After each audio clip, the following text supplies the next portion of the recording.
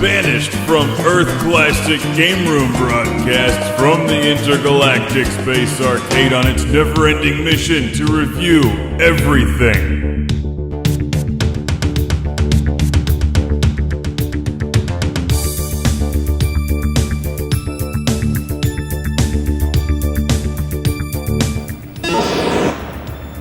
Nobody likes you. Ah, damn it. Welcome to Classic Game Room. Are you the venturous type on your Atari 2600? Then how about Venture from 1982? Venture for the Atari 2600, based on the 1981 arcade game from Exidy. Is a tricky game to record, so bear with me on this one. It's a pretty complex title for the Atari 2600 with a lot of interlacing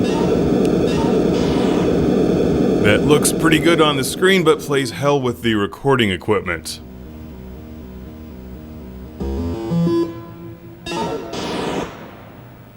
And the disco ball seen rotating on the top of this screen comes separate. You'll need an intergalactic space arcade to have one of those. Or at least just a disco ball. So here's the deal. Collect treasure, get out before the evil thing. I'm the little dot on the right, making my way to the next room where I'll do the same thing. That's the game. Your character's name is Winky, who kind of looks like Evil Otto from Berserk. And you're robbing these ghosts and ghouls and whatever of their precious hard-earned treasure, which is just sitting in the dungeon corner collecting dust, so you may as well take it and put it to good use. Buy yourself a ColecoVision and a copy of Venture, which is a lot better than this one. Seriously, you cannot go from the ColecoVision version of Venture to the Atari 2600 one. Yes.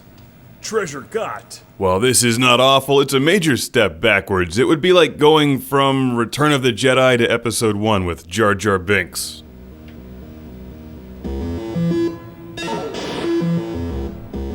It's nearly impossible to see what's actually going on screen here, and there's nothing I can do about it.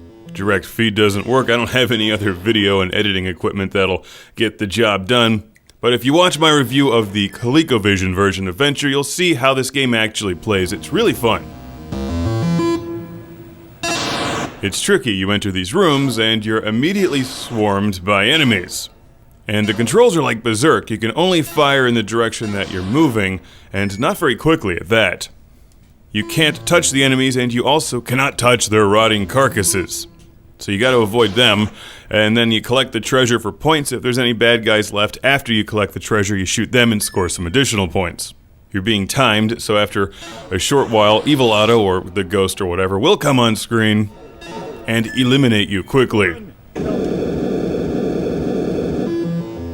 Yes. After you rob all the rooms of their treasure, it just switches to the next map. I'm not sure how many maps the Atari version has. It seemed to be rotating between 2 of them. The ColecoVision had more.